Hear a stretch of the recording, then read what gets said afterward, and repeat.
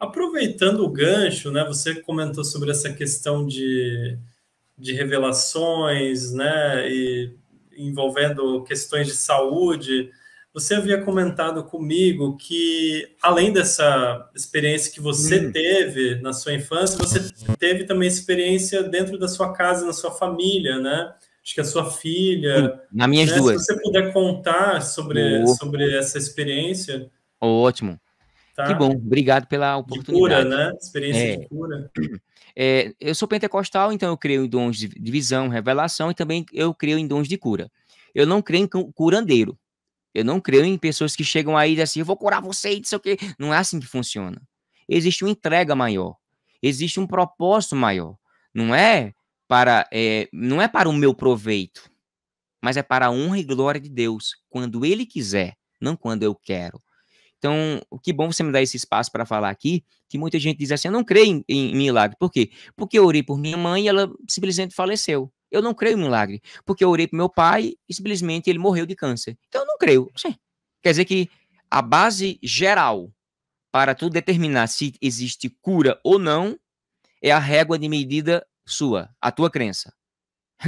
Se fosse assim, era tão fácil, era tão bom a gente determinar. Deixa eu ver se Deus existe. Senhor, se apresenta a mim. Faz com que esse papel aqui se levante. Eita, não levantou não. Faça aqui com que se apague as luzes. Eita, Deus não existe. Pronto, acabou. Não é assim que funciona. Então o que acontece? A base. Eu sempre tive uma frase, Wesley, que dizia assim: Deus. Existe três coisas. Eu sempre disse isso. Eu criei essa frase, né? Eu tenho centenas, se não milhares de frases criadas, principalmente no canal do Pensador, que diz o seguinte: existem três níveis: as coisas fáceis, difíceis e impossíveis. As coisas fáceis qualquer idiota faz, as coisas difíceis somente quem se esforça e se dedica, não são pessoas relaxadas que vivem num mundo de preguiça, né? No seu comodismo, não, não, não. E as coisas impossíveis que não é para ninguém, somente para Deus. Então Deus não é Deus do fácil nem do difícil. Deus é o Deus do impossível. Well, né? Daniel, ela, o impossível. Então, o que acontece?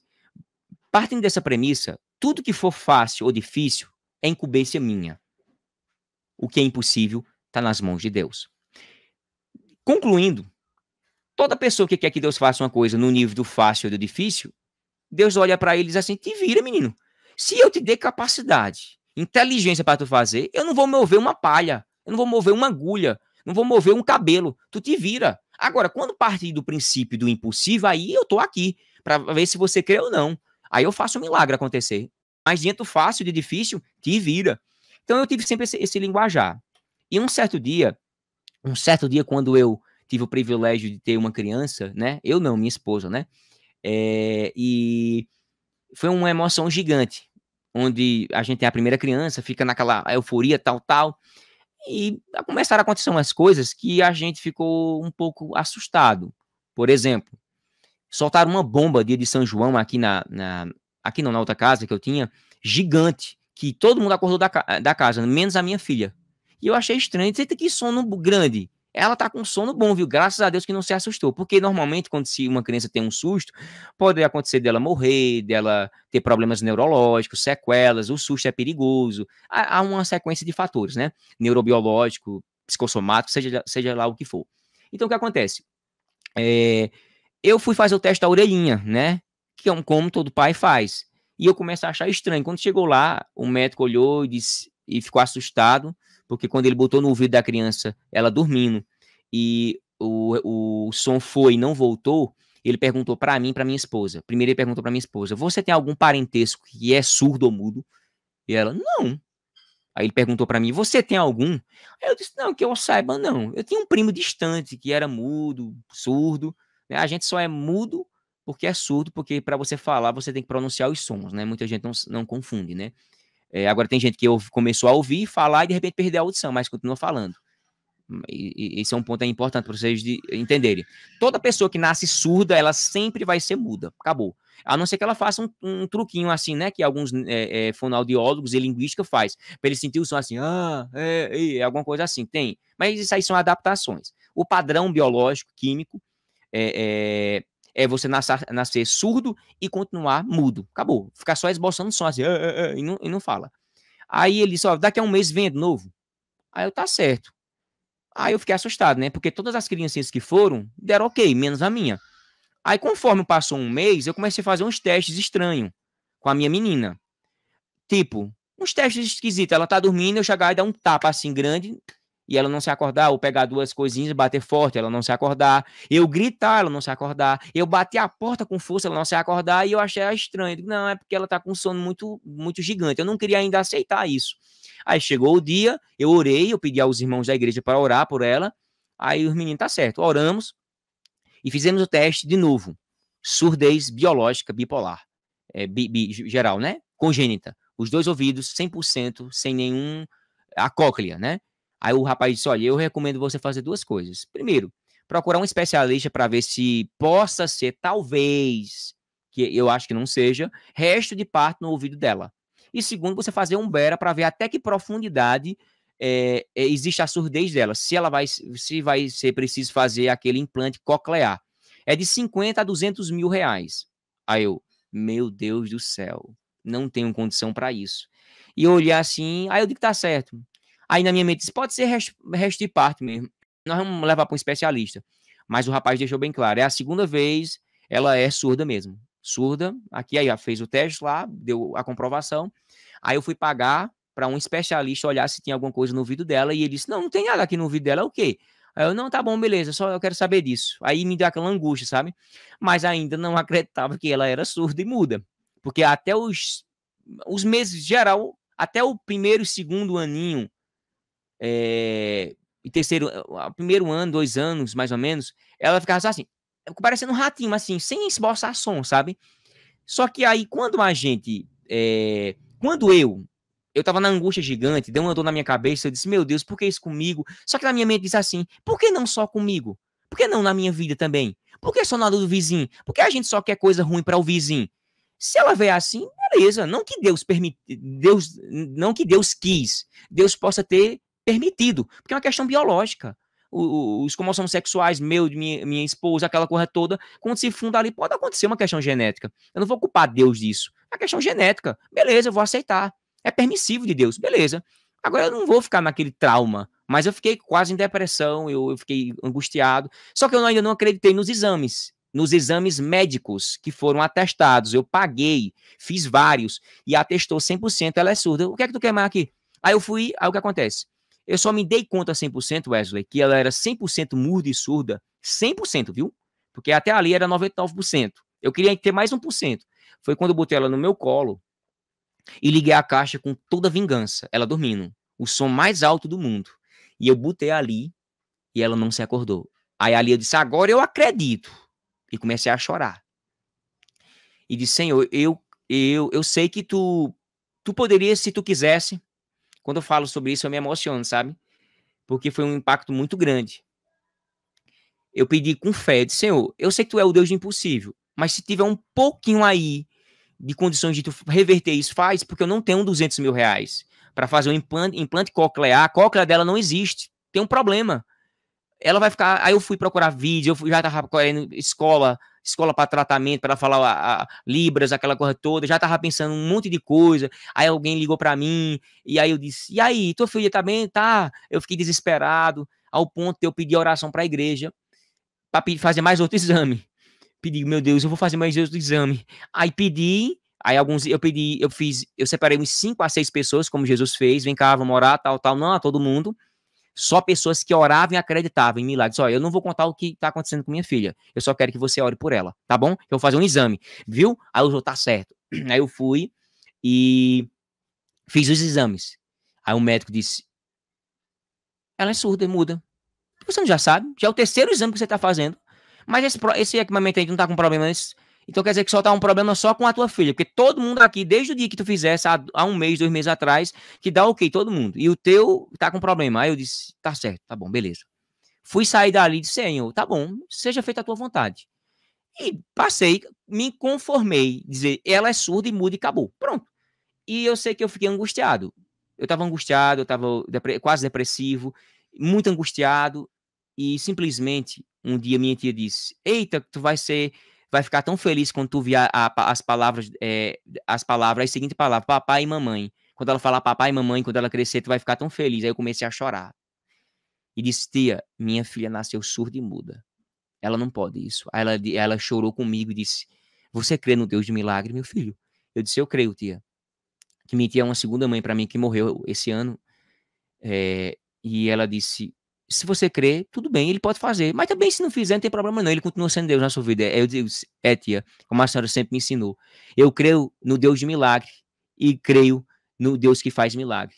Mas eu creio em Deus pelo que ele é, não pelo que ele faz. Ponto final. E eu sei que eu tive um sonho. Olha, visão no sonho. Wesley, é a coisa mais forte da minha vida. Eu estava evangelizando. E eu cheguei perto de um senhor e aquele senhor estava sentado. Eu nunca saiu da minha cabeça aquele senhor na minha imagem. E eu disse, olha, toma um folhetinho aqui da palavra. A gente costuma evangelizar aqui, sabe? Folhetinho, tal, tal. Só que eu estava em pé e ele estava sentado. Normalmente a gente senta para ficar no mesmo nível. E eu disse, olha, Jesus cura, Jesus batiza, Jesus leva para o céu, tal, tal. E ele olhou assim e fez, né? Ele cura, é? Ele disse, cura sim. Aí ele olhou pra minha cara e disse, e por que não curou tua filha? Aí eu, Aí subiu aquela raiva dizendo assim, eu disse, ixi, já estão sabendo aqui na praça. Aí eu disse, ele não curou porque ele não precisa curar. Se ele quiser curar, ele cura. Ele não é meu mordomo, ele não trabalha pra mim, eu que trabalho pra ele. Aí ele olhou assim e disse, e por que ele poderia fazer alguma coisa na minha vida? Então as perguntas, ele disse, porque se você crer, ele pode fazer muito mais. E eu creio em Deus pelo que ele é e não pelo que ele faz. E vai continuar sendo. Deus deu, Deus tomou, bendito seja o nome do Senhor. Joel 1:21. Ele olhou e disse, tá certo. Obrigado. Pegou o folhetinho e eu saí indignado com aquilo. E eu me acordei. 1 para 2 horas da madrugada. Suando e comecei a chorar e dizer, Senhor, isso foi o quê? O que é isso, Senhor? Por que é isso, Senhor? Tu queres que eu faça o quê? Aí algo começou a dizer assim, eu quero mais de você. Aí eu disse, quero mais de você. Eu recebi dons espirituais, dom de visão, dom de revelação. Sou pentecostal, creio no Deus de milagre. E eu disse, Senhor, tu queres que eu faça o quê? Tu queres que eu faça um jejum, é?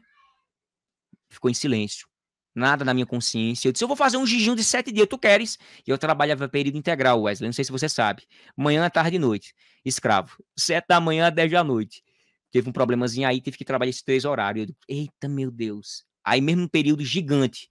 Aí eu disse, você trabalhar 3 horários é como se fosse 3 dias em um dia. 5 dias significa 15 dias. Aí eu disse, a partir de amanhã, Senhor, eu vou fazer um jejum de 7 dias. No 7º dia eu vou entregar nas tuas mãos para tu fazer uma grande obra na vida da minha filha. Se tu queres esse propósito, eu vou fazer. E outra coisa, na imagem, sim, quando eu me acordei, eu disse assim, Senhor, esse mendigo questionou tu ou eu? Eu não entendo. Como é que eu vou pregar a tua palavra? Dizer que tu cura, se tu não curasse a minha casa. Não que eu precise disso, Senhor. Mas qual autoridade eu poderia falar para alguém que Deus cura se eu não tenho nenhuma prova, Pai? E eu disse, eu quero, Senhor, eu vou fazer um propósito. Aí foi um momento que eu disse, eu vou fazer um propósito. Tu quer um propósito? 7 dias. Aí eu começou, Wesley, no primeiro dia eu quase estava passando mal. Manhã, tarde, noite e madrugada. Não tomei café, não almocei, não comi nada à tarde, não jantei. 24 horas, segunda-feira. Na terça-feira, eu já estava assim, dando aula e os outros. Na hora que iam tomar café, eu ficava tapeando lá, ia me consagrar, me afastava e orar. Fechava um quarto da escola e orar e chorar e chorar e chorar e dizer, Senhor, eu não estou aguentando não, Senhor, já é 2 dias. Aí terceiro dia, quarto dia, rapaz, eu já estava chorando quando terminava as escolas. Quando terminava, eu vinha para casa e ia ficar até. Eu chegava 10 horas, eu ficava até 1, 2 horas da madrugada, orando, de joelho, muitas vezes até botando a face no chão, dizendo, me humilhando, crendo. Aí eu creio em Deus. Que nível tu crê em Deus? Qual é o teu nível? Qual é o teu esforço? Qual é a tua dedicação? Qual é a tua entrega, Doulos? Me entregar. E eu digo, eu vou dar o meu melhor. Qual é o teu melhor? Tu acha que é crer de qualquer forma? Você que tá vendo a minha pessoa, o Wesley aí do outro lado? É de qualquer forma? É de qualquer maneira? E a minha vida? Como é que tá a minha vida espiritualmente? Tem que pensar nisso. A Bíblia diz que quando a gente pedir algo que seja da vontade de Deus, crendo, poderemos receber da parte de Deus o impossível. Porque Deus é o Deus do impossível, não do fácil, não do difícil. Aí eu fui no 5º dia, Wesley. Eu tava me acabando ali. Minha esposa tava vendo que eu tava já debilitado, porque eu só bebia um pouquinho d'água. Eu não enchi a barriga de água, não, viu? Eu bebi um pouquinho d'água, com Mateus capítulo 4, versículo 2. A Bíblia diz que Jesus teve fome. Por que não disse que teve sede? Porque subentende que ele bebeu um pouco d'água. Porque senão ia haver uma desidratação e podia ter um problema nos rins. A Bíblia não diz que ele teve sede. Oxente, ele não bebeu água, não? Bebeu água, o suficiente. Fez um jejum realmente ali original, sem comer. Mas bebia sim. O que acontece? No 5º dia, minha esposa me parou e barrou e disse: olhe, pare. Pare. Isso, o que foi, amor? Falta mais 2 dias. Eles, não. Você vai entregar agora esse jejum, porque você tá muito mal, você vai adoecer, você vai cair aí. Aí eu disse, meu Deus. Ela disse, olha, Deus já viu que se você fizesse um dia, ele ia aceitar. Agora você fez logo 7 dias. Eu nunca tinha feito um jejum tão longo, né? Nunca fiz nem de um dia completo. Aí eu disse, então eu vou entregar. Aí ela foi dormir, que ela estava muito preocupada, porque ela não podia ficar triste se não ressecava o leite, né? Parou o leite. E a criança podia ter problemas. Aí eu fui, quando eu cheguei 10 horas da noite, eu fui orar até as 2 horas da madrugada. Orando, todo mundo tava dormindo. E eu não tinha mais lágrimas, Wesley. Eu tava entregando ali tudo que eu tinha. E não jantei, viu? 5º dia. Para os quase 6 dias, praticamente. Aí eu tava assim, ó. Senhor, eu tô entregando na tua mão. Eu entrego na tua mão, Senhor. E comecei a chorar e comecei a falar em línguas estranhas. E Deus me tomou e disse para mim: levanta-te, vai até a tua filha, impões a mão, ora por ela e amanhã ela será curada. Opa! Aí na minha mente quase assim, a gente tem um curso de mim assim, usa outro, Senhor. E eu disse na minha cabeça assim, eu tava tão meio leso que eu disse, eita, Senhor, usa outro. Eita, eu nunca fui disso. Eu nunca fui disso de chegar na igreja e dizer assim, vou curar, eu vou orar por você, vou botar a mão. Nunca. Quem me conhece aqui na minha igreja sabe que eu nunca fiz isso na minha vida. Mas Deus tocou no meu coração para dizer, faça. Eu fui no quarto, no becinho, botei a mão nos ouvidos da minha menina, que até aquele momento não falava, não escutava, não fazia nada. E eu disse, Senhor, eu estou te pedindo, cura a minha filha. Amanhã de manhãzinha ela vai ouvir. E eu vou dormir. Eu saí correndo, eu fui dormir. Aí eu peguei o celular de manhãzinha, eu disse, eu vou dormir, não vou esperar mais não. Oxe, amanhã eu quero que chegue logo. 6 horas da manhã leva eu pegar o celular e disse, eu quero comprovar, assim, eu vou pegar o celularzinho agora. Eu peguei um celularzinho meio fraquinho e fui gravar. Cheguei pertinho de manhãzinho no berço da minha menina e peguei um sininho que até hoje eu tenho. E fiz assim, ó. Aí minha menina fez assim, com os olhinhos. Aí eu olhei e disse, obrigado, meu Deus. Pronto. Aí minha esposa veio, o que foi? Disse, aí eu botei a mão no rosto da minha esposa e disse assim, Deus curou nossa filha. Aí ela olhou e disse, tá certo, vou trabalhar. E vou depois almoçar e jantar tranquilo. Pronto. Aí fui dar aula.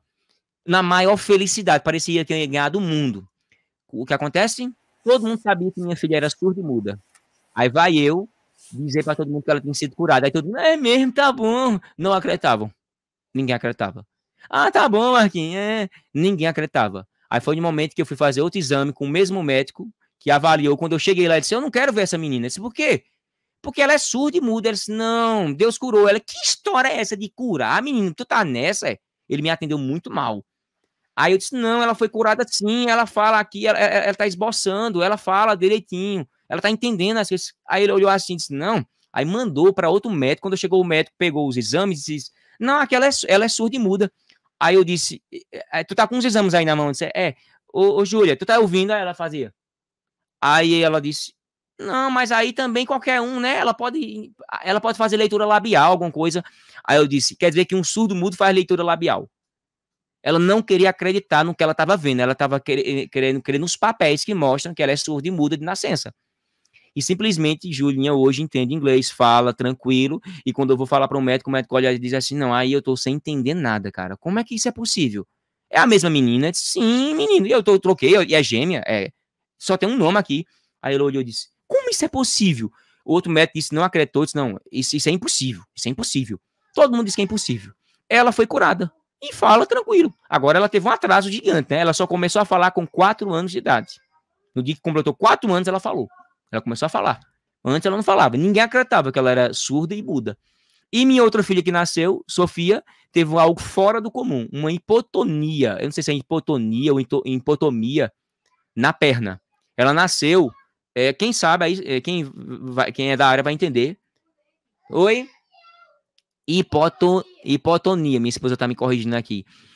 Quando minha filha nasceu, ela nasceu com um pé assim, ó. Como um macarrão. Viramos de um lado, canto. Quando eu olhar aquilo ali, parecia assim, ó. Assim, virava para todo lado. Fininha, parecia ressecada, assim, algo fora do comum. E a mulher olhou e disse: vai ter que usar um negocinho assim durante anos, não sei o quê.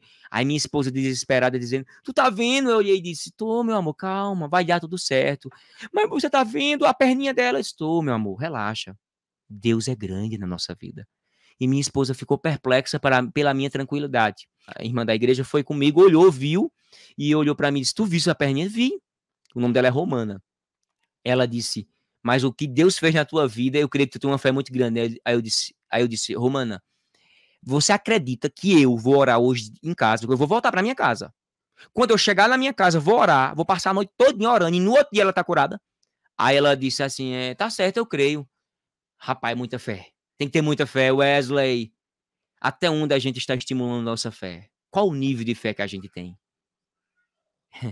Eu orei, confiante. Quando foi com 24 horas que eu cheguei lá para pegar a minha filha, eu vi, tinha um celular que eu tinha gravado, o médico dizendo assim: qual é a perninha mesmo que tá com problema? Os médicos olharam assim, a mulher disse: gente, eu tinha dado banho nela, a perninha dela tava assim, toda troncha, tem que usar um negocinho. O médico já assinou um papel dizendo que ela tinha que Eram fazer. as duas pernas ou uma só? Era só uma assim, todinha coisada. Uma.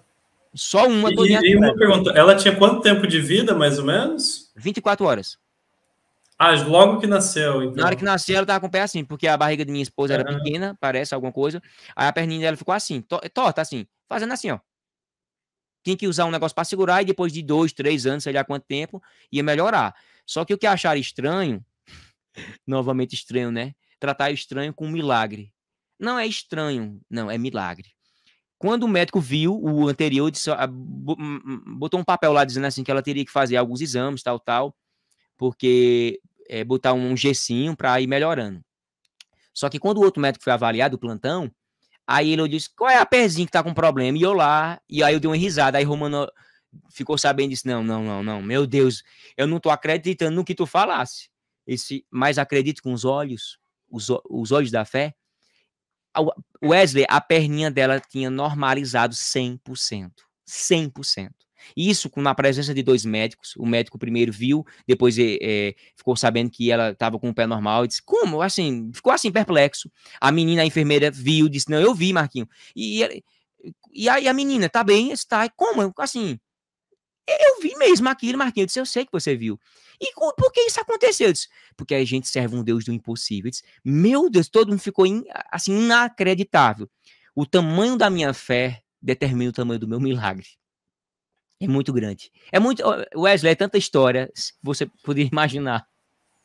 Amém. Que fé bonita, hein? Parabéns. Glória a Deus, no caso, né? Doxa teu Amém. Senhor. É, É realmente estimulador esse seu testemunho. Com certeza é para a glória de Deus tudo isso. E eu fico muito feliz por isso. E eu estava vendo alguns comentários aqui. Eu queria pôr aqui um comentário do Fagner. Eu acabei me esquecendo de perguntar: você está com tempo, professor? Ou você tem. tempo livre. Hoje você está tranquilo, né? Tô. Tá.